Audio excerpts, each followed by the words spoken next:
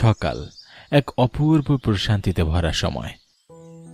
একটি সরু কাঁচা রাস্তা সোজা চলে গেছে দূর রাস্তাটির দুই পাশে। পাশাপাশি বয়ে চলেছে দুটি শান্ত পুকুর। জলের উপর কুয়াশার আস্তর যেন স্বপ্নের মতো এক ছবি। কিছুটা এগিয়ে গেলে সেই রাস্তা ঢুকে পড়েছে এক নিঃসঙ্গ গ্রামে। রাস্তাটির দুই পাশে ছায়াময় গাছের সারি, বাতাসে পাতার মৃদু শব্দ। কেউ একজন ধীরে ধীরে ভ্যান চালিয়ে যাচ্ছে, আর কেউ বা সাইকেলে চড়ে কাজে যাচ্ছে। সব মিলিয়ে এক জীবন্ত পরিবেশ। রাস্তার ঠিক ধারে একটুখানি ফাঁকা জায়গায় গড়ে উঠেছে ছোট্ট একটা চায়ের দোকান। সেই দোকানে বসে আছে তিন বন্ধু, রাকেশ, নগেন আর তুষার। চায়ের কাপ হাতে আলোচনায় মগ্ন তারা। গ্রামের সকাল যেন নিজের মতো করে গল্প শুরু করেছে। ঠিক তখনই দূর থেকে ভেসে এলো সাইকেলের কিরিং কিরিং শব্দ। এগিয়ে আসছে ভূপেন, পিছনের ক্যারিয়ারে বাঁধা একটি থলে, চোখে চেনা হাসি। সাইকেলটা দোকানের একপাশে ঠেকিয়ে হাঁপাতে হাঁপাতে এসে বসে পড়ল। হরিপদ তখন চা এগিয়ে দিল। হরি কাকা, তোমার চায়ের তুলনাই হয় না। সকাল জানি একদম তাজা হয়ে গেল। তা কি রে, তোদের খবর কি? তোর জন্যই তো অপেক্ষা করছিলাম রে। তুই ছাড়া কি চায়ের আড্ডা জামে? একদম ঠিক কথা বলিস নগেন। তা তুই এ সময় সাইকেল নিয়ে এলি, কোথাও যাবি? আরে আর বলিস না, আমার মাসির মেয়ের কাল বিয়ে। মাসির বাড়িও যায় না অনেকদিন। মায়ের সাথে জমি নিয়ে ঝামেলা হয়েছিল, কিন্তু দিদি আর চিঠি পাঠিয়েছে। এখন আর না গিয়ে পারি বল? তা আমাকে একটু বাজারে যেতে হবে, তাই সাইকেল নিয়ে বেরিয়ে পড়লাম। আর শোন, কাল সন্ধ্যায় তোরা তিনজন আমার সাথে যাবি, আগেই বলে দিচ্ছি কিন্তু। আরে তোর মাসির মেয়ের বিয়ে, সেখানে আমরা গিয়ে কি করবো বল? বাড়ি থেকে কেউ যাবে না রে, মায়ের অনেক রাগ, তাই তোদের নিয়ে যাব। কাল ঠিক সময় রেডি থাকবি, ঠিক আছে? কিছুক্ষণ আড্ডার পর ভূপেন উঠে দাঁড়ালো। চায়ের কাপটা খালি করে সাইকেলের হ্যান্ডেলে ঝুলিয়ে দিল থলেটা। ভূপেন সাইকেল নিয়ে চলে গেল গ্রামের পথ ধরে।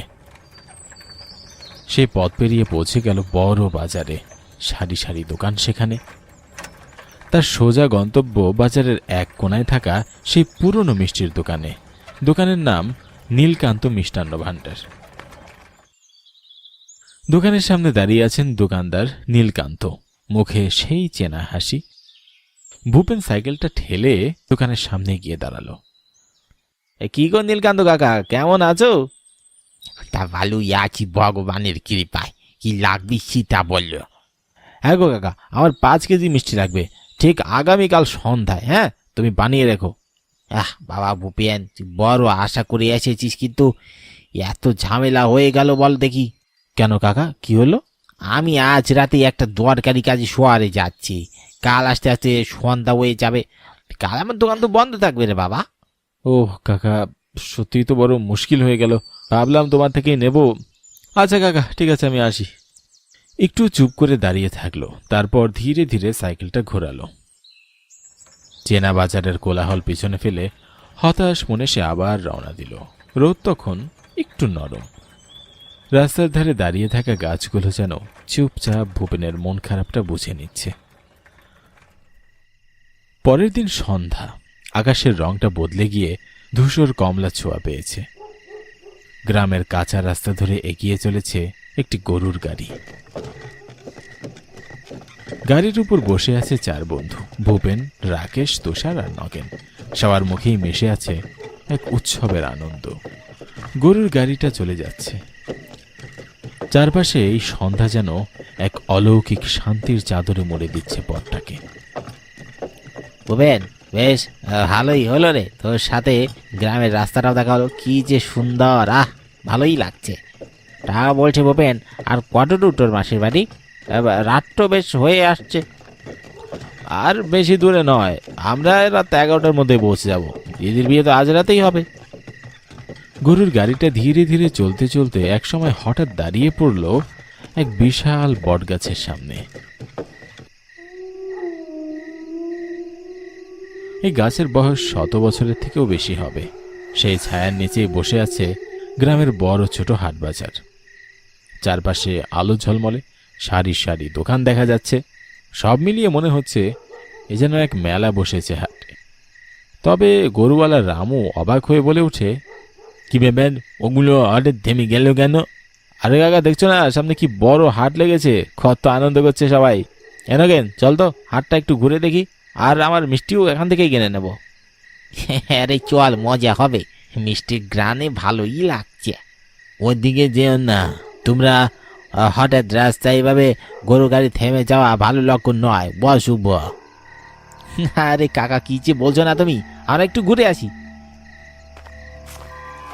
তারা হাটের ভিতরের দিকে গেল। চারপাশে যেন মানুষের স্থল, একটা জীবন্ত নদীর মতো মানুষের ভিড় বয়ে যাচ্ছে। তবে কেউ কারোর সাথে কথা বলছে না। সবার আগে চোখে পড়ে বড় একটা মাছের বাজার। ছোট ছোট টিনের ড্রামে ঠাসা বিশাল সাইজের কাতলা, পাশেই চ্যাং মাছ, রুই মাছ, তাজা ঝকঝকে মাছগুলো যেন চোখকেই আরাম দিচ্ছে। এরপরেই পাশে সাজানো তরকারির দোকান, সেখানে টাটকা কচুরলতি, সবুজ পুঁই শাক, লাল শাক আর কচি ধান পাতার গ্রান বাতাসে এক অন্যরকম গ্রান তৈরি করেছে। সেখানে একটা মিষ্টির দোকানও দেখা গেল, সেখানে টসটস করছে রসগোল্লা। দোকানদার বলছে সন্দেশ, নাড়ু, কালোজাম, যেন এক একটা মিষ্টির রাজ্য। কিন্তু অবাক করার বিষয়, হাটটাতে কোনো মানুষের সমাগম নেই। সেই একই মানুষগুলো ঘুরপাক খাচ্ছে, আর কেউ কারোর সাথে কথা বলছে না। যেটা কিনছে শুধু তাই দেখা যাচ্ছে। কিরে শোন, আমার জানি কেমন সুবিধার মনে হচ্ছে না জায়গাটা। যে মানুষ যে দোকানে দাঁড়িয়ে জিনিস কিনছে সে সেখানে আছে, আবার একই জিনিস বারবার চাচ্ছে, আবার তরকারিওয়ালাও তাই করছে। আরে তোর মনের ভুল, তুই বেশি ভাবছিস। ভূপেন, চল মিষ্টির দোকানের ওই দিকটায় চল। মিষ্টির গ্রানে তোরা বুঝি হ্যাঁ ওই দিকেই যেতে যাচ্ছিস, চল চল। তারা হাটের এক কোনায় সবচেয়ে বড় মিষ্টির দোকানের সামনে গেল। কিন্তু এই দোকানদার চারপাশটা যেন একটু বেশি নীরব।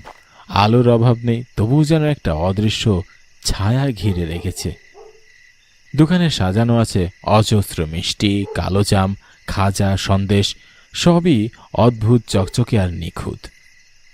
দোকানের পিছনে দাঁড়িয়ে এক মিষ্টিওয়ালা, চুল খাটো, চোখজুড়ো অস্বাভাবিকভাবে বড় এবং গভীর। সে একটু হাসছে, তবে তার হাসিতে রক্ত জমাট বেঁধে আছে। কি বাবুদা, মিষ্টি খাবেন? না, এখন মিষ্টি খাবো না। 5 কেজি মিষ্টি প্যাকেট করে দাও তো। আমি মিষ্টি খাওয়াই, মিষ্টি নিয়ে যেতে দেই না।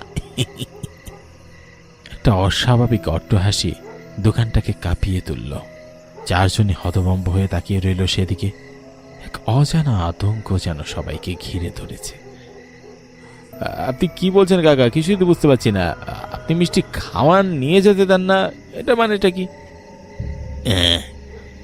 এটাই এখানকার হাটের নীতি। আচ্ছা, আমি আপনাদের মিষ্টি দিই। আচ্ছা আগে দেন তো দেখি, গ্রান দেখে খেতে মন চাচ্ছে। আরে নগে নাকি বলছিস, দেখছিস না লোকটা কেমন হাসি দিল? চল বলছি, চল এখান থেকে চলে যাই। তোরা সেই ছোটবেলার মতোই রয়ে গেলি। লোকটা দেখতে একটু কেমন, কিন্তু তাকে তার দৈত্যের মতো লাগছে না। নে মিষ্টি খা, তারপর তার ভয় কেটে যাবে। মিষ্টিওয়ালা হেসে একটা মাটির খোড়ায় তুলে দিল গরম গরম রসগোল্লা, রসে টলটল করছে। কেনেন বাবুরা, আমার হাতে বানানো, সারা জীবন মনে থাকবে। চার বন্ধু একে অপরের দিকে তাকাচ্ছে আর খাচ্ছে। তারপর রাস্তার পাশে ছোট্ট একটা বেঞ্চে গিয়ে বসে। হালকা ঠান্ডা হাওয়া, হাটের কোলাহল দূরে মিলিয়ে যাচ্ছে।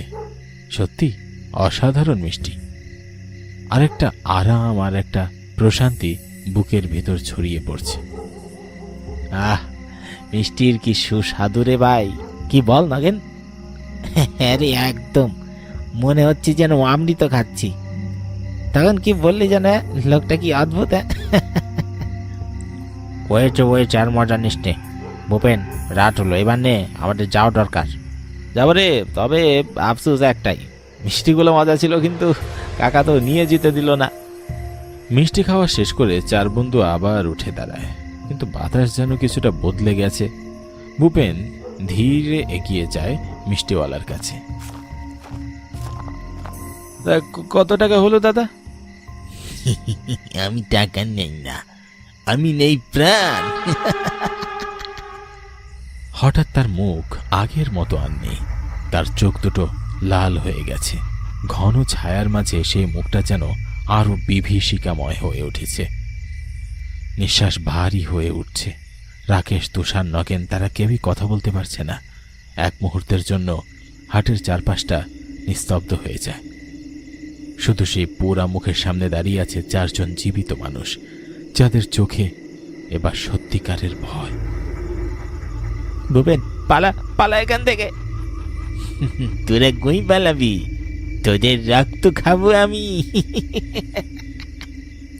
মিষ্টিওয়ালার মুখের কথাগুলো শোনা মাত্র এক মুহূর্ত আর দেরি না করে সবাই দৌড়াতে লাগলো। হাটের ভিড় যেন হঠাৎ অদৃশ্য হয়ে গেছে। চারপাশে শুধুই নিস্তব্ধতা, তবে পিছন থেকে ভেসে আসছে কারা যেন হাসাহাসি করছে। সকাল, সূর্যের আলো ছড়িয়ে পড়েছে গ্রামের অলিতে গলিতে। গোটা বাড়ি ভরে উঠেছে আনন্দে। তবে তারা চার বন্ধুর মুখে রাতের সে ভয়ের ছায়া। কি ভূপেন, তোরা কিছু খাচ্ছিস না যে? কিছু হয়েছে? মেশো, আমরা প্রাণ হাতে নিয়ে ফিরেছি। তোমাদের গ্রামে আসার সময় ওই বটগাছের নিচে ওই হাট বসেছিল, আমরা সবাই সেখানে যাই, আর সব মৃত লোক। কি বলছিস? কাল ছিল অমাবস্যার রাত, তোরা প্রাণে বেঁচে আসিস তাহলে? মানে কি হয়েছে? আপনি ঘাবড়াচ্ছেন কেন? কি হয়েছে খুলে বলুন না। সামনে বছর অমাবস্যার রাতে ওই হাটের শেষ রাত ছিল। সেখানে এক মিষ্টির দোকান থেকে সূচনা হয় আগুনে। পুরো বাজারের দোকান, সব মানুষ পুড়ে মারা যায়। কিন্তু এখন তোর কথা শুনে মনে হচ্ছে কাল আবার অমাবস্যার রাত ছিল। না না, ঈশ্বর তোদের বাঁচিয়েছেন। কিন্তু ভূপেন, তুই যে আসবি বাবা, আমাকে তো জানাসনি। এসো, দিদি চিঠি লিখেছিল, মা তো জানোই, জানলে আমাকে আসতে দিবে না, তাই বন্ধুদের নিয়ে চলে এসেছি। মনে রাখিস, ওদিক দিয়ে আর কখনো অমাবস্যার রাতে আর যাতায়াত করবি না। মেশোর মুখ থেকে পুরো রহস্যটা শুনে সকলেই পাথরের মতো চুপ হয়ে গেল। তাদের চোখ আবার আতঙ্কে ভরে গেল। তারা মনে মনে একটা প্রতিজ্ঞা করে ফেলল, যতদিন বাঁচবে আর কোনো দিন অমাবস্যার রাতে ভবানীপুরের সেই হাটের পথ পেরোবে না।